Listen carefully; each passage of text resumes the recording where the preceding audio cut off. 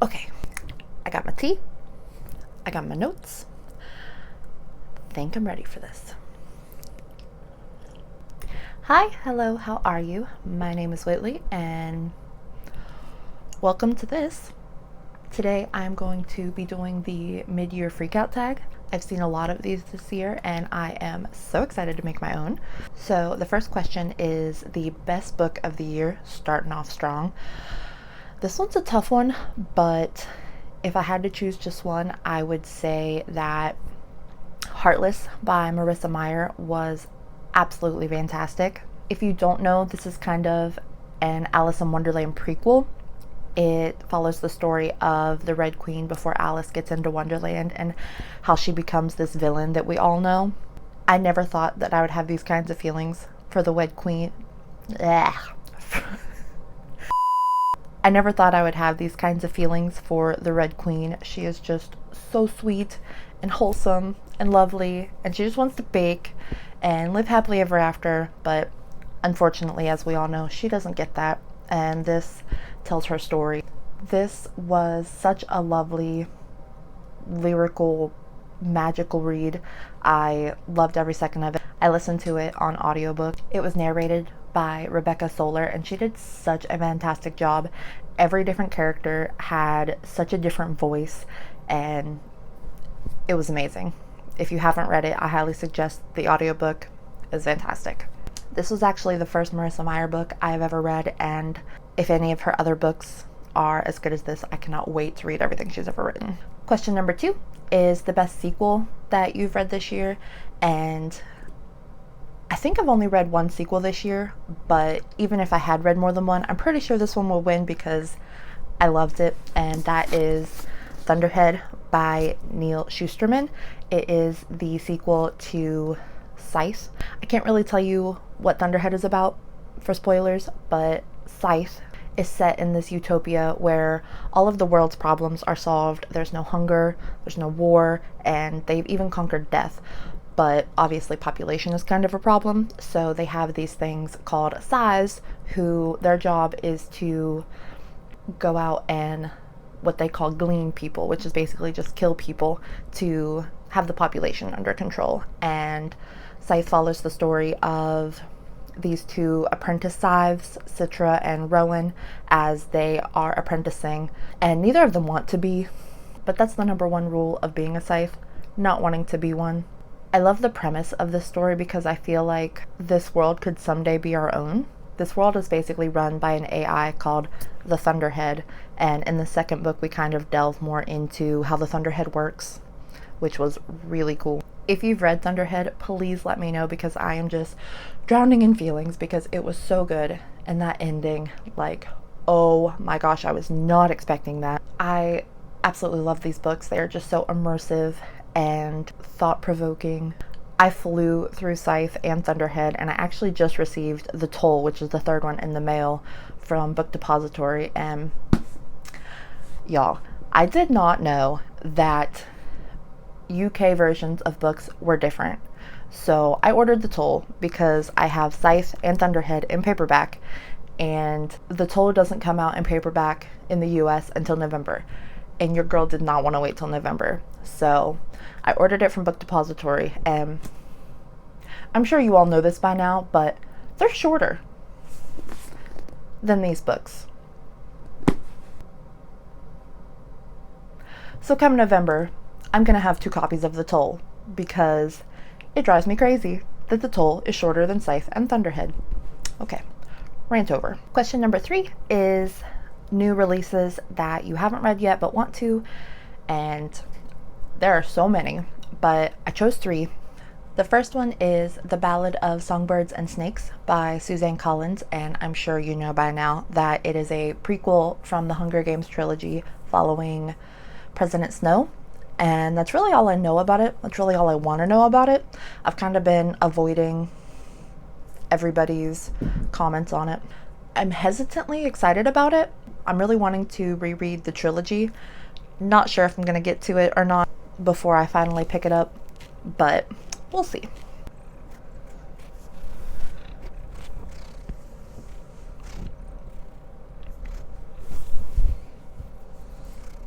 The second book I'm really looking forward to reading is Beach Read by Emily Henry. This is a story about two writers who end up in neighboring beach houses, and they both have writer's block, and they both decide to switch genres.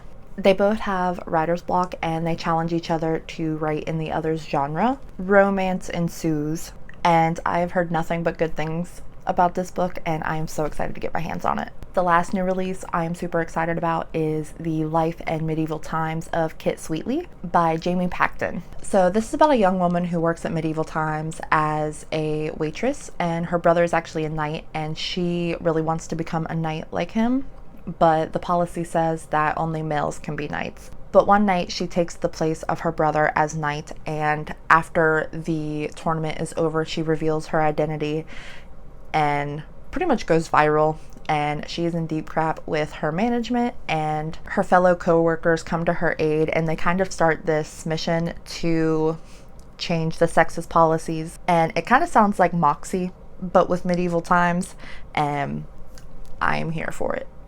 Question number 4 is the most anticipated release for the second half of the year, and there are quite a few, of course, but I chose 2 for this question. The first one being Instant Karma by Marissa Meyer. I am so excited to get my hands on this. This is actually her first dive into YA contemporary romance.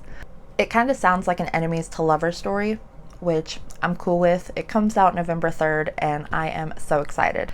It follows a girl named Prue who wakes up one day with the ability to dish out instant karma as she sees fit.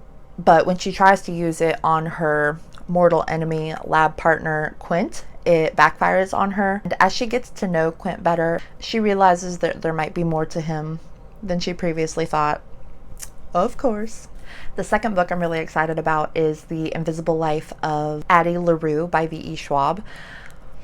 So, I actually haven't read any of V.E. Schwab's books, but I've heard nothing but good things, and I'm so excited to get into a lot of her works. Pretty much everything that she's ever written is on my TBR, but it's just so massive I haven't made it there yet. This comes out October 6th, and it follows, of course, Addie LaRue, who makes a deal to become immortal, but in doing so, she is cursed to be forgotten by everyone she ever meets. This story sounds so intriguing, and I cannot wait to get my hands on it. Question number 5 is the biggest disappointment of the year so far. This may be a little controversial because I have heard so many good things about this, and a lot of people adore this book, but I have to say that it is going to be Aristotle and Dante Discover the Secrets of the Universe. Now listen. I did like this book. I just think my expectations were too high. The story was great. I really enjoyed the characters. I will say that I listened to the audiobook, which I was really excited to listen to because Lin-Manuel Miranda, I always have trouble saying that name, Lin-Manuel Miranda narrates the story, and he seems to be well loved, but I wasn't a fan of how he narrated the book. He didn't really have different voices for different people, and I just kind of felt like he was monotoned a lot of the time.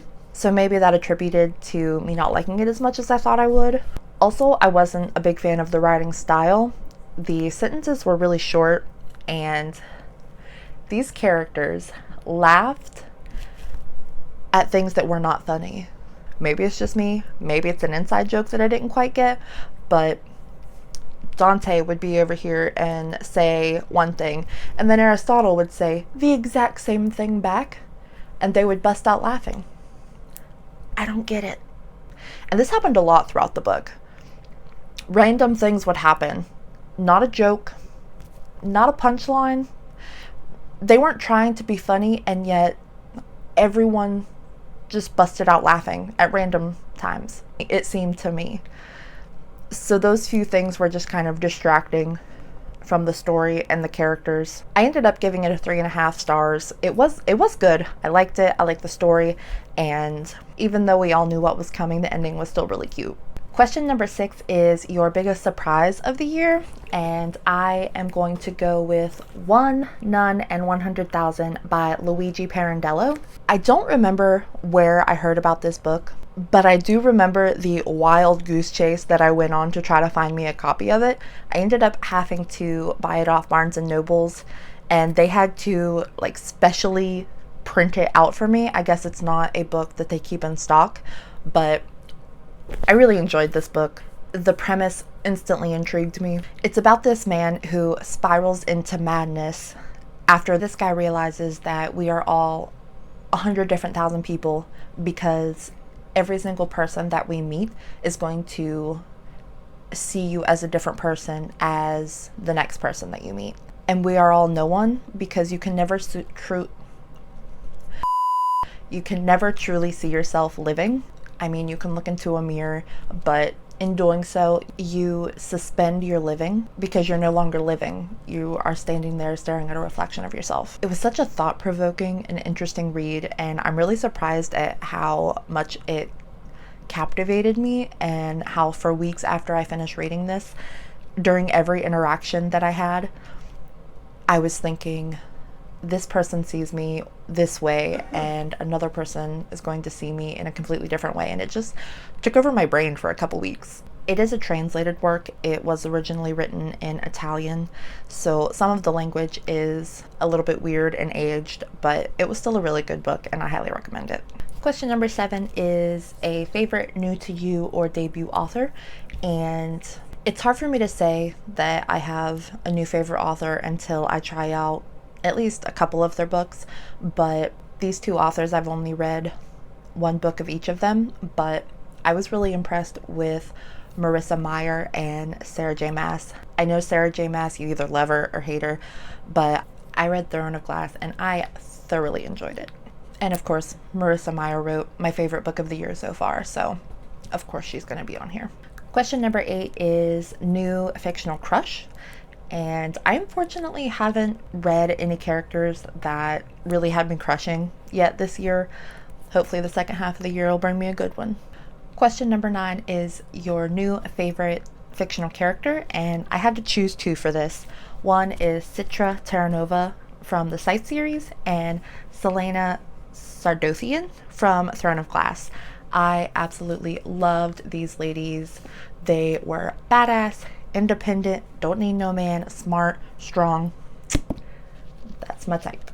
Question number 10 is a book that made you cry, and the only book that made me cry so far this year is They Both Die at the End by Adam Silvera. This follows the last 24 hours of 2 boys who meet each other on an app for people that have been called to let them know that they are going to die sometime within the last 24 hours. And these 2 boys find each other on this app and spend their last day together. It follows the journey that these 2 boys go on together and the bond they create in this one day that they have together before they die. And it was so sweet and well written, and I absolutely fell in love with both of these characters. I teared up a couple of times throughout the book, but even though we all know that they both die at the end, just reading the emotions that they go through in these last hours was heart-wrenching, and I was bawling my eyes out at 2 a.m. in my bed because I could not stop reading this. It was so raw and heartfelt and real, and I absolutely loved it. Question number 11 is a book that made you happy, and I have to go with The Starless Sea by Erin Morgenstern. This book is really hard to explain. It's about this underground society of keepers of stories, and this boy finds a book that has a story about him and his past, and he goes on this mission to try to find out who these people are and who this book belonged to. And it was just so well written and lyrical and fun, and I absolutely loved it. Question number 12 is the most beautiful book cover that you have bought this year, and no comparison, the winner to this is Chain of Gold by Cassandra Clare. I am in love with this cover. It is gorgeous. I have not read it yet, but I am so excited to dig into it. I'm just blown away at the beauty of this cover. And last but not least, question number 13 is what books do you still need to read, and how much time do you have? Because the list is never ending. But A few at the top of the list are the Diviner series by Libba Bray. I've read the first book in the series, The Diviners, and I really need to finish the series because the fourth book came out at the beginning of this year, so I can just binge them all, which is what I like to do with series if I can. Another book that I'm going to be reading very soon is Red, White, and Royal Blue by Casey McQuiston. I have heard nothing but good things. It is a gay romance, which, I mean, hello, yes please. I have heard it is so funny and cute, and I cannot wait to read it. And lastly is the Cinder series. It's actually The Loom. And lastly is the Lunar Chronicles. I just received Cinder in the mail, and look at this gorgeous cover. I really love the updated cover. I love fairy tale retelling, so I am super excited to dig into the Lunar Chronicles. Okay, I think that completes my first ever mid-year book freakout tag. I am so excited to see what comes next in this channel. I have so many ideas and I cannot wait for you guys to see them. I'm not quite sure how to end these videos yet, so goodbye.